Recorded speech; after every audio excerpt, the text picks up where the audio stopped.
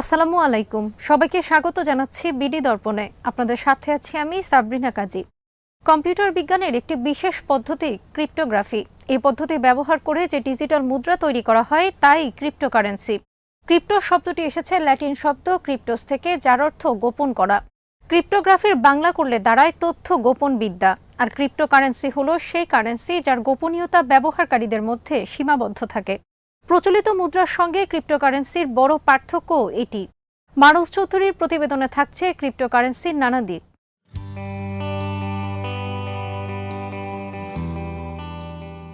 ক্রিপ্টোকারেন্সির নিয়ন্ত্রণ কেন্দ্রীয় ব্যাংক কিংবা সরকারের হাতে নেই। যারা লেনদেন করেন শুধুমাত্র তাদের হাতেই এর নিয়ন্ত্রণ থাকে। কাউকে কোনো কমিশন না দিয়ে তারা আদান প্রদান করতে পারেন এই কারেন্সি। এই মুদ্রাকে ডিজিটাল মুদ্রা বা ভার্চুয়াল মুদ্রাও বলা হয়। ইন্টারনেট ভিত্তিক লেনদেনে বর্তমানে অনেক দেশে জনপ্রিয় একটি মাধ্যম ক্রিপ্টোকারেন্সি।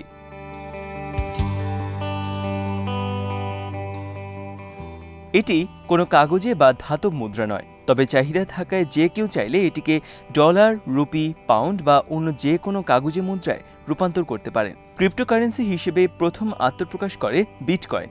বিটকয়েন সবচেয়ে জনপ্রিয় ক্রিপ্টোকারেন্সি। বাজারে বিটকয়েনের চাহিদা ও বিনিয়োগের উপর ভিত্তি করে এর মূল্য ওঠানামা করে। বর্তমানে একটি বিটকয়েনের মূল্য বাংলাদেশি মুদ্রায় প্রায় ২৮ লাখ টাকা। ২০০৯ সালে সাতোশি নাকামোতো ছদ্মনামের জাপানি কেউ বা কোনো প্রতিষ্ঠান ভার্চুয়াল মুদ্রাটি উদ্ভাবন করেন। ২০১৩ সালের দিকে বিটকয়েনের দাম $১০,০০০ ছাড়িয়ে যাওয়ার পর এর চাহিদা বেড়ে যায়।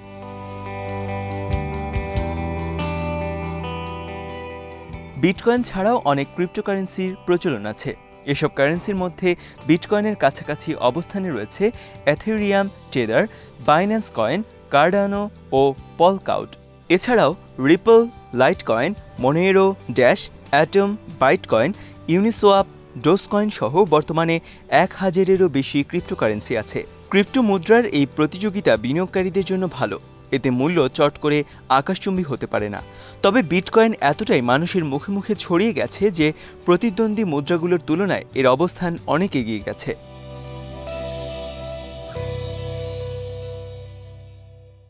বিটকয়েনে লেনদেন লিপিবদ্ধ হয় ব্লকচেন প্রযুক্তির খতিয়ানে। ডিজিটাল মুদ্রাটি কার কাছ থেকে কার কাছে গেল তার হিসাব থাকে সেখানে। মালিক ছাড়া কেউ যেন বিটকয়েন খরচ করতে না পারেন এবং বিটকয়েনকে নকল করতে না পারেন, সেজন্য এই ব্লকচেন প্রযুক্তি। হুট করে জনপ্রিয়তা বেড়ে যাওয়ার জন্য ব্লকচেন পদ্ধতিও একটি কারণ।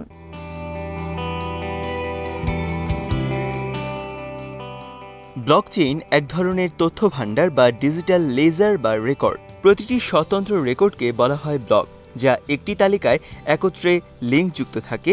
তাকে বলা হয় চেইন। ব্লকচেইনের প্রত্যেকটা ব্লক সম্পূর্ণ অপরিবর্তনীয়। একবার চেইনে একটা ব্লক যোগ হয়ে গেলে সেটাতে কোনো প্রকার পরিবর্তন অসম্ভব। ব্লকগুলো পাশাপাশি তাদের সৃষ্টির ক্রমানুসারে বসে। প্রত্যেকটা ব্লক তার আগে কোন ব্লক আছে সেটা জানে। এভাবে একটা ব্লকের সঙ্গে আরেকটা কানেক্টেড। অনেকগুলো সার্ভার বা কম্পিউটার একসঙ্গে নষ্ট হয়ে গেলেও ব্লকচেইনের কিছুই হবে না।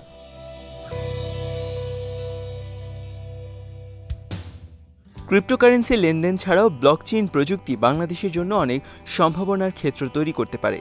রাইড শেয়ারিং থেকে শুরু করে আর্থিক খাত, ভূমি ব্যবস্থাপনা, চিকিৎসা ক্ষেত্র পর্যন্ত এই প্রযুক্তির নানা সুফল পাওয়া সম্ভব।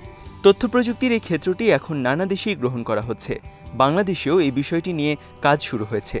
সরকারি ও বেসরকারি পর্যায়ে এই প্রযুক্তি প্রয়োগ করা হলে ডিজিটাল প্রক্রিয়ায় দেশ এগিয়ে যাবে।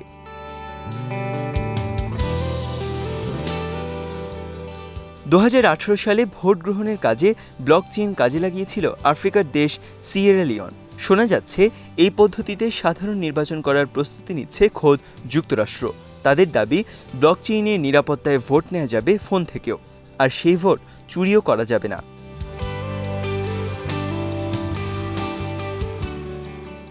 কেন্দ্রীয় ব্যাংক নতুন নোট তৈরি করে আর বিটকয়েন তৈরি করে মাইনিং প্রক্রিয়ায়। শক্তিশালী কম্পিউটারের সাহায্যে বিভিন্ন জটিল কার্যক্রমের মধ্য দিয়ে বিটকয়েন তৈরি করা হয়।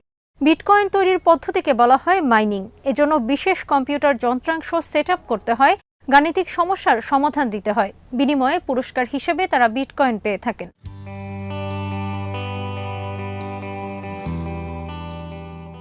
মাইনিংয়ের মাধ্যমে নতুন বিটকয়েন তৈরির হার আগে থেকে নির্ধারিত হওয়ার কারণে চাহিদা যত দ্রুত বাড়ছে, যোগান সেই হারে বাড়ছে না।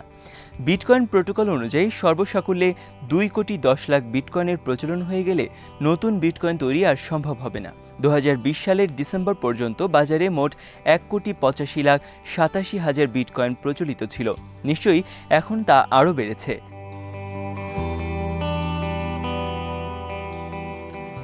প্রতিটি বিটকয়েন আবার 10 কোটি ইউনিটে বিভক্ত। এগুলোকে বলা হয় স্যাটোশিস। এর ফলে বাজারে প্রচলিত মুদ্রাগুলোর মুদ্রামান যেখানে ধীরে ধীরে ক্ষয় হতে থাকে, সেখানে বিটকয়েনের বেলায় তা ঘটে না। মুদ্রার মান পড়ে গেলে যে বিরাট মূল্যস্ফীতি ঘটে তার খুব ভালো অভিজ্ঞতা আছে জিম্বাবুয়ে এবং ভেনেজুয়েলার মানুষের। তাই উচ্চ মুদ্রাস্ফীতির মোকাবেলায় ক্রিপ্টোকারেন্সি খুব কার্যকর একটি অস্ত্র বলে মনে করেন অনেকেই।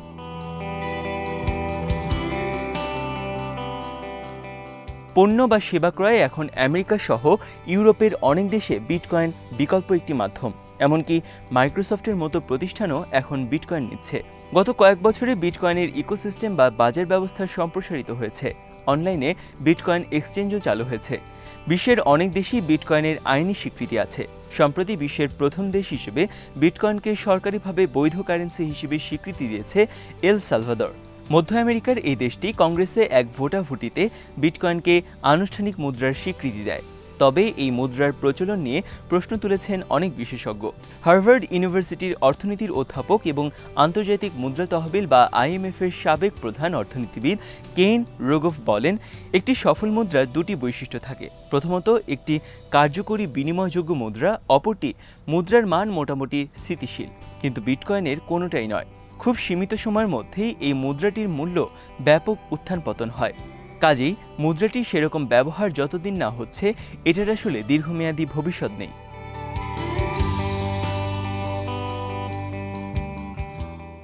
ক্যামব্রিজ বিশ্ববিদ্যালয়ের সেন্টার ফর অল্টারনেটিভ ফাইন্যান্স এই মুদ্রা নিয়ে একটি গবেষণা চালিয়েছে। তারা দেখেছে বিটকয়েনের সামগ্রিক বিদ্যুৎ খরচ 40 থেকে 445 টেরাওয়াট ঘন্টা পর্যন্ত হতে পারে, যেখানে যুক্তরাজ্যের মতো একটি দেশে বছরে বিদ্যুৎ খরচ হয় 300 টেরাওয়াট ঘন্টা, আর আর্জেন্টিনায় মাত্র 130 টেরাওয়াট ঘন্টা। সমালোচকরা আরও বলেন, বিটকয়েনের লেনদেনে এমন একটা ঝুঁকি আছে যে বিশ্বের অতি ধনী লোকজন এর মাধ্যমে কর ফাঁকি দেওয়ার চেষ্টা চালাতে পারেন।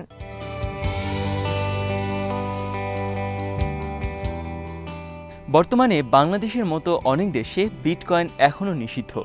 এই মুদ্রার বৈধ কর্তৃপক্ষ না থাকায় ঝুঁকির আশঙ্কায় এসব দেশে নিষিদ্ধ করা হয়েছে এই কারেন্সি। আইন অনুযায়ী বাংলাদেশে যে কোনো ধরনের ক্রিপ্টোকারেন্সি কেনাবেচা বা সংরক্ষণ করা বেআইনি। বাংলাদেশ ব্যাংকের ঊর্ধ্বতন কর্তৃপক্ষের বক্তব্য, বাংলাদেশে বিটকয়েনের কোনো অনুমোদন নেই। যেহেতু অনুমোদন নেই, সুতরাং এই জাতীয় লেনদেন বৈধ নয়। কেন্দ্রীয় ব্যাংকের বক্তব্য, যদি তাদের নোটিশে এই জাতীয় লেনদেনের খবর আসে তাহলে তারা এর বিরুদ্ধে ব্যবস্থা নিয়ে থাকেন।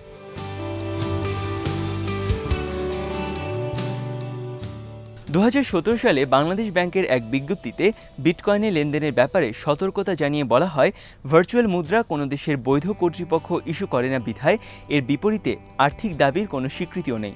এছাড়া এই লেনদেন মানি লন্ডারিং এবং সন্ত্রাসে অর্থায়ন সম্পর্কিত আইনের লঙ্ঘন হতে পারে। এই ধরনের লেনদেনের মাধ্যমে আর্থিক এবং আইনগত ঝুঁকি রয়েছে বলেও উল্লেখ করেছে কেন্দ্রীয় ব্যাংক।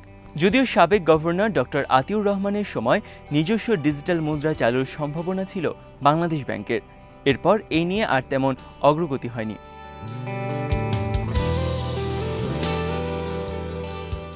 সিপিডির দেবপ্রিয় ভট্টাচার্যের মতে, বাংলাদেশ এখনও এটার জন্য প্রস্তুত নয়, কারণ মূলধারার মুদ্রা ব্যবস্থাপনার বাইরে এই কারেন্সির লেনদেন।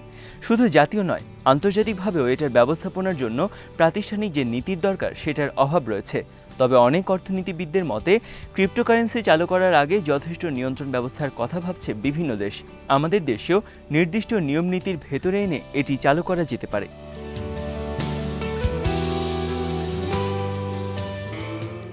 আজ এখানেই শেষ করছি। সবাই ভালো থাকুন, সুস্থ থাকুন আর দেখতে থাকুন বিডি দর্পণ। চ্যানেলটি ভালো লাগলে সাবস্ক্রাইব করুন।